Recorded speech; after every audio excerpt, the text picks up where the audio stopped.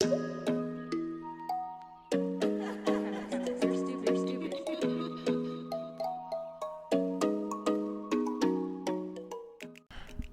the size of our island and the fact Jamaica didn't put itself on the footballing map until 1997 by qualifying for France 98, it's been hard for aspiring Jamaican players to truly break into the top leagues. The lucky few that have made it to Europe have long given inspiration to new generations of ballers, while some have also proven themselves in MLS, becoming some of the region's best. I'm Mark from Orijinal Jamaican, and these are the 10 greatest Jamaican footballing exports of all time. Honourable mentions go to Ian Pepe Goodison, who played nearly 500 games in the English lower leagues for Hull City and Tranmere Rovers; Beverly Ranger, Jamaica's first female football star, who played for the likes of Watford, Lazio, and specifically made her name in German football; and then there's Jamaica's newest female football superstar, Khadija Shaw, who has had 2 outstanding seasons in France and is very much in contention for this season's Ligue 1 Feminine Golden Boot. Now, on to the list. Number 10, Andre Blake. We start with a goalkeeper based in the city of brotherly love who shows no love to opposing attackers and has been duly rewarded for his efforts. Andre Blake was tipped for many good things during his younger days at Harborview, and he got the chance to show his chops in the NCAA with the University of Connecticut. After impressing at UConn, winning Goalkeeper of the Year awards in each of his 3 seasons there, he was selected first overall in 2014 MLS Super Draft by the Philadelphia Union. Living up to being the top pick of any draft is real pressure, but the 6'4" Maypen native wasn't deterred, taking over the starting spot during the latter stages of the 2015 MLS season, even setting a team record for saves in a game. The next season, his first as the undisputed starter, Blake blossomed with his cat-like reflexes and ability to command his area quite noticeable. He earned himself his first All-Star Game appearance and won MLS Goalkeeper of the Year, becoming the second Jamaican ever to cop the award. This, combined with his fantastic exploits at the 2017 Gold Cup for the Reggae Boys, had him linked to moves to Europe, though none have materialized. He's maintained his status as one of the MLS's best keepers, again becoming an MLS All-Star in 2019 while helping the Union to their first ever piece of silverware, the MLS Supporters Shield, in 2020. Not to mention that he won the MVP of the MLS's back tournament last year.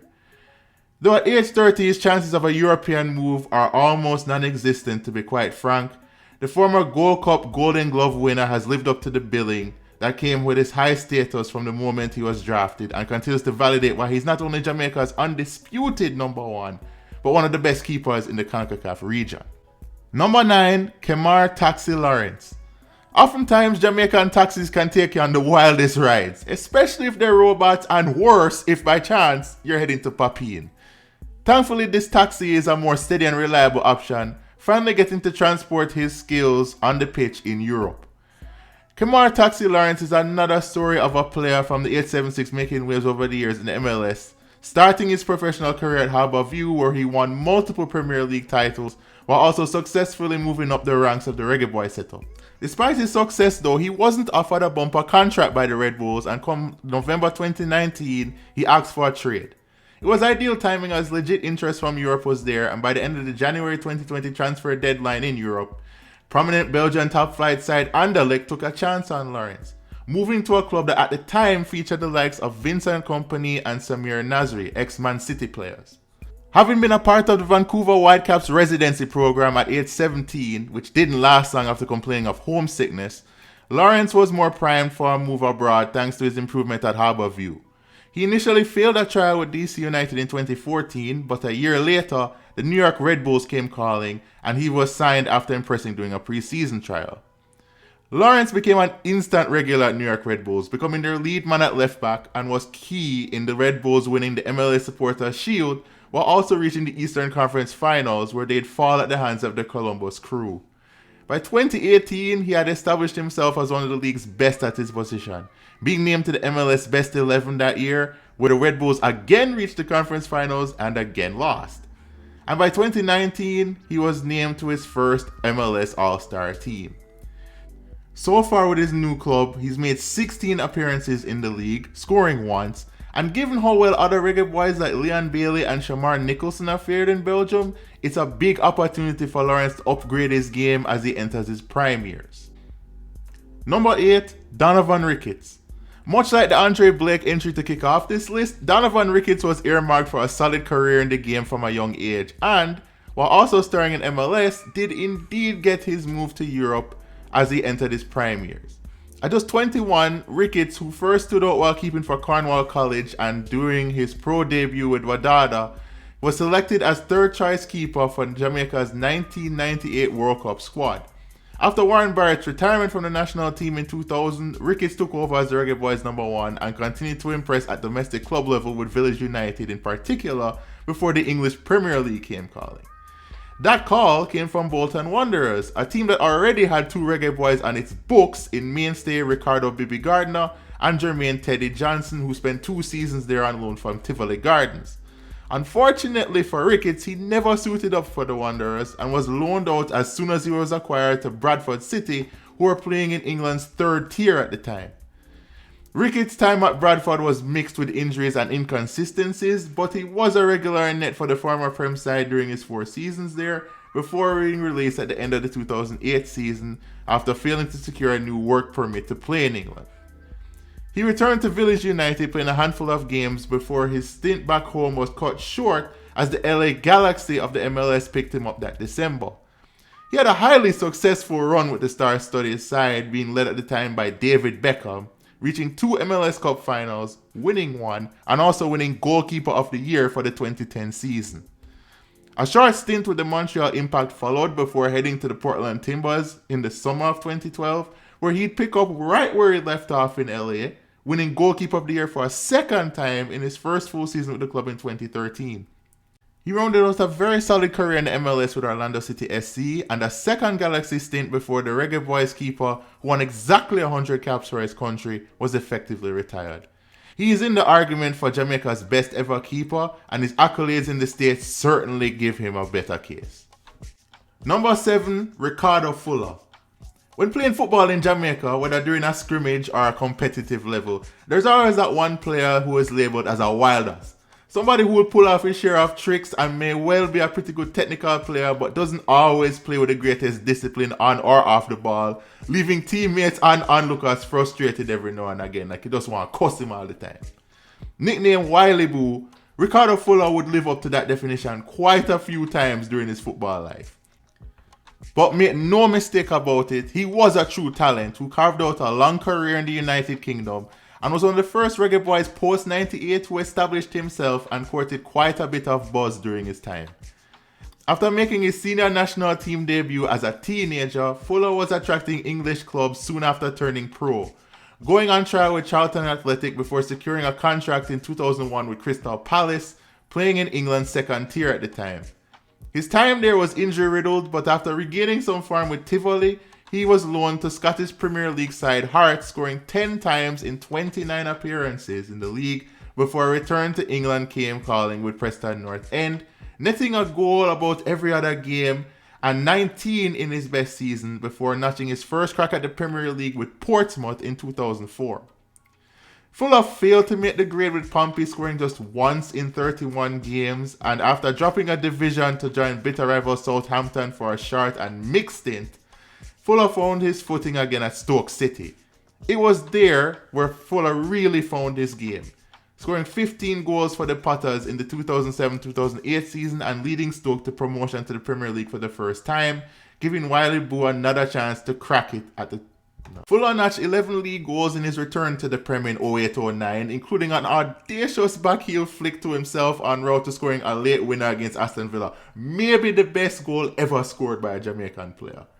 Though he'd only scored 7 more league goals after this with Stoke, he did manage another worldie against West Ham, while also finding the net against the likes of Liverpool and Tottenham, as well as Arsenal and Man City in cup competitions, while also reaching the FA Cup final in 2011. He also scored in the Europa League for Stoke during his final season there before rounding out his career in England with the likes of Charlton, Blackpool and Millwall in the Championship. Number 6, Leon Bailey. At just 23, Leon Bailey has had a career many older Jamaicans, both current and former, would die for. Now playing in one of the top 4 leagues in the world in the Bundesliga and having proven himself to be an impact player in his 4 seasons there, it wasn't smooth sailing for the flashy winger to make it to this point. Nicknamed Chippy growing up because of his resemblance to Alvin of Alvin and the Chipmunks. I don't know about that one, but I'll let you judge. Bailey's path from cassava piece to the Bundesliga was an obscure, trying, and sometimes controversial one. Instead of trying to make himself stand out locally and hope European clubs would take a chance on him, Bailey, 11 years old at the time, was taken by his adoptive father, Craig Butler, across Europe in the hopes that a club would sign him. He tried out for clubs in Austria and played youth football in Slovakia before Belgian club Genk liked what they saw and wanted to sign him at 15. He couldn't legally sign a contract, but signed a draft agreement, which was illegal in Belgium. This led to a whole wild story about Butler going missing for months and raids and all that. You can find that on the net. It's too long a story for this video. Anyway, after deals with Standard Liège and Ajax fell through, Genk did eventually get Bailey's signature in 2015 and immediately proved himself to be one of the Belgian top division's biggest young talents. He won Young Professional Footballer of the Year in his debut season, and in his second season, he made a huge impression in the Europa League, scoring 7 times for Genk between qualifiers and the group stage, with his goal against Rapid Vienna chosen as the goal of the tournament. That form made him a must-get for big-name clubs, with interest from the likes of PSG, Roma, Milan, Arsenal, and Liverpool, but in the end, he chose Bundesliga mainstays Bayer Leverkusen, citing their ability to develop young players and groom them into stars. After a quiet first half season, Chippy exploded during the 2017-18 campaign, registering 9 goals and 6 assists in the league, 3 in the German Cup, and was named in the Bundesliga Team of the Season. Number 5, Ricardo Bibi Gardner. From one player who was highly regarded as a teen to another, Ricardo Bibi Gardner was proving himself among the big boys since he was not too far removed from puberty. Gardner easily stood out during his days at Wolmer's Boys, so much so that he actually debuted in the National Premier League at age 14 with Harbourview, building his reputation as one of the island's greatest young talents. By 1997, at just 19, Bibi was not only representing the Reggae Boys senior team, but became an immediate contributor and was one of the reasons the boys qualified for France '98. In France, it was Gardner who put up the cross that Robbie Earl made to score Jamaica's first ever World Cup goal against Croatia. The left-back's performances in France made him a hot ticket, and by the end of that summer, he was England-bound as Bolton Wanderers signed him with the aim of returning to the Premier League following relegation the previous year. He made a quick-fire impact for Bolton, scoring a late winner on debut against West Brom and becoming a regular starter at the Reebok Stadium. It would take a couple of years of playoff heartbreak in the championship, but thanks in part to his goal in the 2001 playoff final against Preston, Bolton were back in the Premiership where they would stay for the next 11 years. For much of those 11 years, Gardner was a steady hand for the team, that at times overachieved, even reaching the UEFA Cup on a couple of occasions. His biggest moment at Bolton came in that competition, as like Leon Bailey, he scored at the Allianz Arena against Bayern Munich in a 2-2 draw. Injuries snuffed out his final 2 seasons with the club, which culminated in relegation following the 11-12 season, but Gardner's Bolton career has made him a club legend, with well over 400 appearances to his name, while also winning the club's Player of the Year award in 2006. Nowadays known as being a part of Usain Bolt's A-Team lifestyle stable and with a budding music career going, Gardner certainly proved he could make the grade in England's top flight. Number 4, Luther Blissett. History has been a tad unkind to Luther Blissett over the years. When talking about big names from Jamaica who made it overseas, his name isn't nearly as prominently mentioned as others. Considering the historic feats he did achieve though, it should be. Long before Bolt was even born, Blissett was Trelawny's first major sports star. Born in Falmouth, Blissett moved to London at age 6 and impressed at youth level as well as in Sunday leagues to the point he was offered an apprenticeship by Watford upon leaving high school. In 1975, Blissett turned pro and had to fight for playing time as his club were languishing in the 4th tier of English football. After just 7 league appearances in his first 2 seasons, Blissett gradually found his goal-scoring touch as Watford climbed divisions quickly. His 21 goals lifted Watford to the 2nd division after back-to-back promotions, and with his 19 goals in the 81-82 season, he, alongside fellow emerging Jamaican star John Barnes, gained promotion to the top flight for Watford for the first time ever. And as soon as they got there, Blissett embarked on what, to date, is the most prolific season by a Jamaican in England's first tier. In his and Watford's debut campaign in the English First Division, Blissett scored 27 goals in 41 league games as they stunningly finished runner-up in the league to eventual champions Liverpool. With that, he became the first and only Jamaican-born player to win the Golden Boot in England's top flight. Call-ups to the England national team came, plus a call for one of the world's notable names in AC Milan, who brought him on board for a £1 million fee, although there are some rumors that they actually wanted John Barnes instead and chose him by mistake. It's a weird story. Unfortunately, things didn't work out for Blissett at the San Siro, scoring just 5 league goals in his lone season there, attributing the team's style of play to his struggles in Italy. He was shipped back to Watford, where he rediscovered his form with 21 goals in his first season back. He would remain there for 3 more seasons before scoring for fun in the second tier for Bournemouth, before a third stint at Watford among a couple of other unspectacular stops. Since his retirement, Blissett has coached, founded a motorsports team, and was inducted into Watford's Hall of Fame. Number 3, Lindy Delapenha. Having passed away in 2017 following a stroke, many fond memories for generations of Jamaicans consisted of his decades as a sports commentator, as well as his time with the Jamaica Broadcasting Corporation. Man, do I miss that channel, where he became a highly respected media member. But William Lindy Delapenha was so much more than that, not only being a pioneer in the media world, but as a footballer as well. Delapenha was truly Jamaica's first footballing prodigy, playing schoolboy football among several other sports at Wolmer's Boys and Monroe College before heading to England, where he served with the British Armed Forces in the Middle East following the Second World War. While playing with the Armed Forces, a scout noticed him, and soon thereafter, Delapenha scored a trial with Arsenal and played a bit for the reserves in 1946, but ultimately wasn't signed by the Gunners. After another trial with Portsmouth 2 years later, Delapenha was signed by the South Coast club and had immediate success, at least in terms of silverware.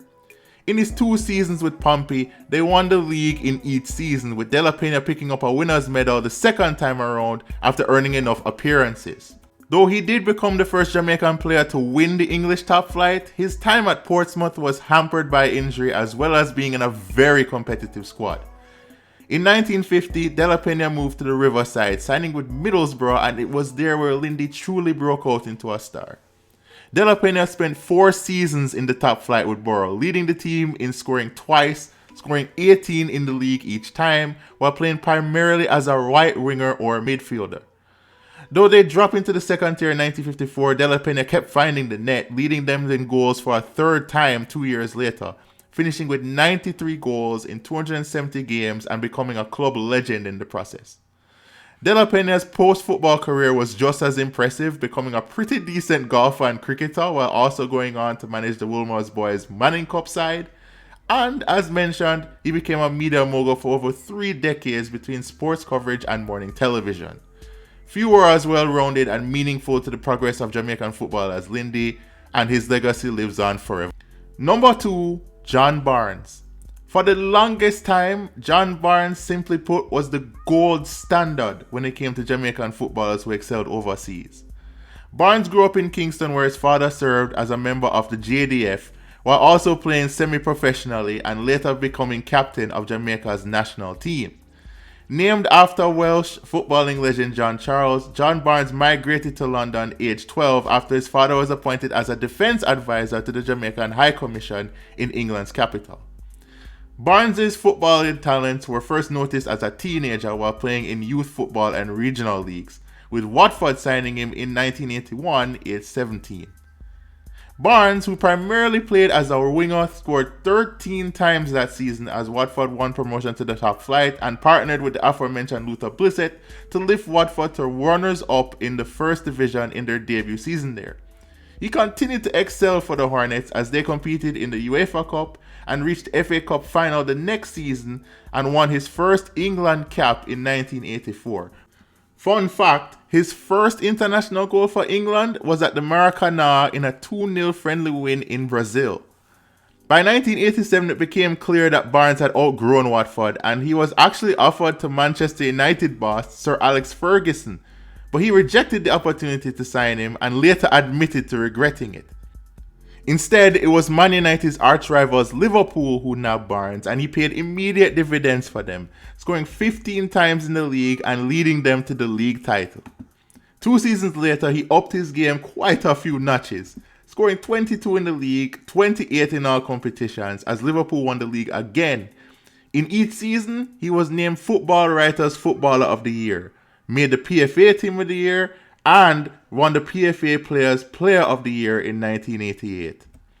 His career at Anfield was highly successful, also winning 2 FA Cups and the League Cup, while scoring 106 goals in over 400 appearances, transitioning into a dependable central midfielder during the latter stages of his Liverpool career.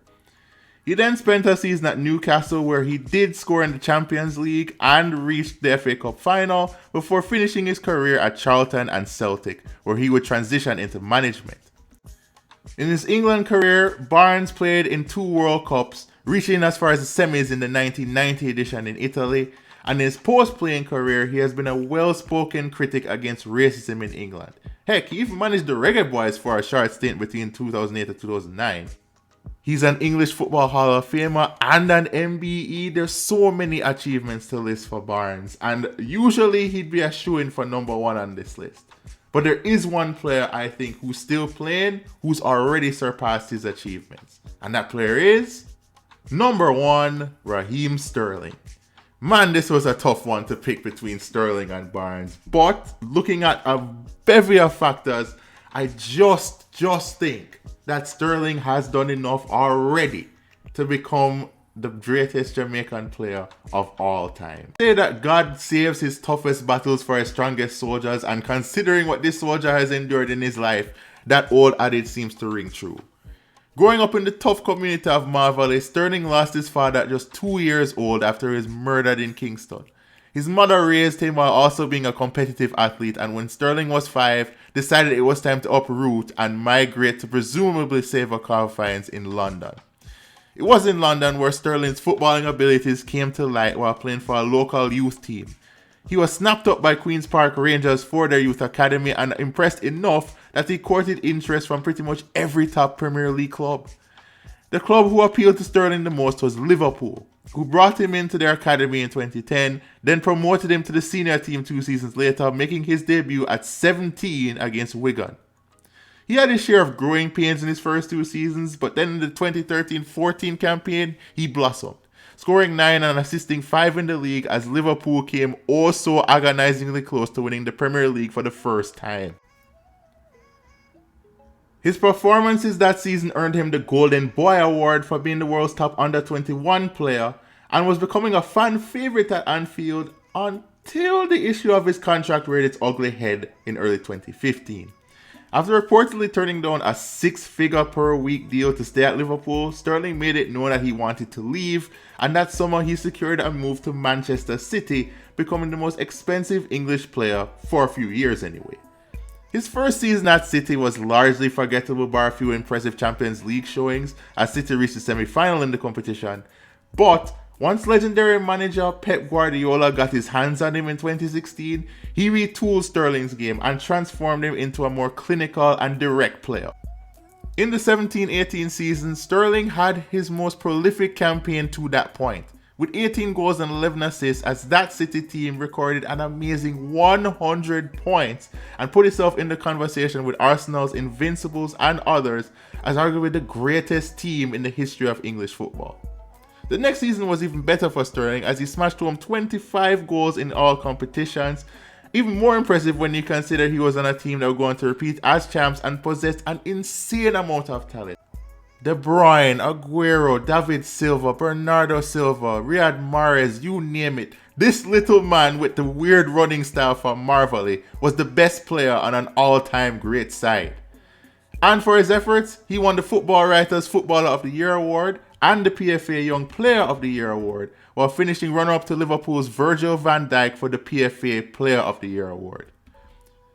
And as if he couldn't get any better, Sterling topped that in 2019-20 from a personal standpoint, scoring 20 goals in 33 league games and 31 in all competitions, proving himself as one of Pep Guardiola's greatest ever pet projects. He did have that miss in the Champions League against Lyon, but let's not talk about that. Let's just forget that.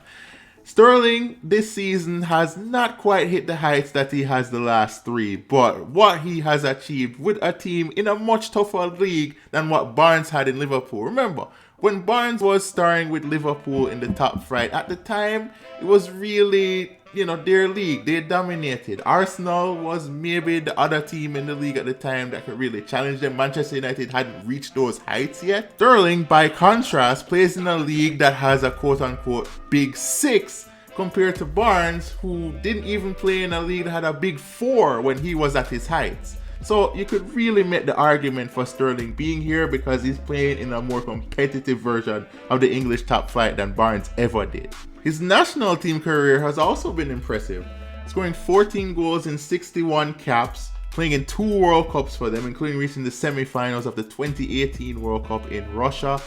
And not only is he a model player on the field, but he's an absolute role model off of it. In his Liverpool career, he did have his share of incidents, but at Man City, he has been an absolute top-class citizen, becoming one of the biggest spokespersons against racism, standing up for a whole heap of social causes, and donating to impoverished communities in England and in Jamaica, including his home community of Marbleigh. The man is a top bloke, and he's definitely, in my mind, one of the greatest men to play the sport. And I have to hand it to him too, especially when the tabloids in England keep trying to smear his name every 5 minutes. This list was really, really hard in terms of trying to choose who was number 1 between Barnes and Sterling, like I said, but I just think, considering the level of competition, considering what he did playing in such a stacked team, I think for my money, just Raheem Sterling has etched his name as the greatest Jamaican footballing export ever. And that's our list. Let us know in the comments below what you think. Again, Sterling versus Barnes is a hard pick for number 1, but feel free to let us know what you think there, what you think about our list overall. Who do you think should have made the list?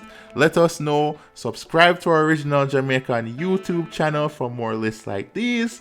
I'm Mark Brown from Original Jamaican, and I will see you soon.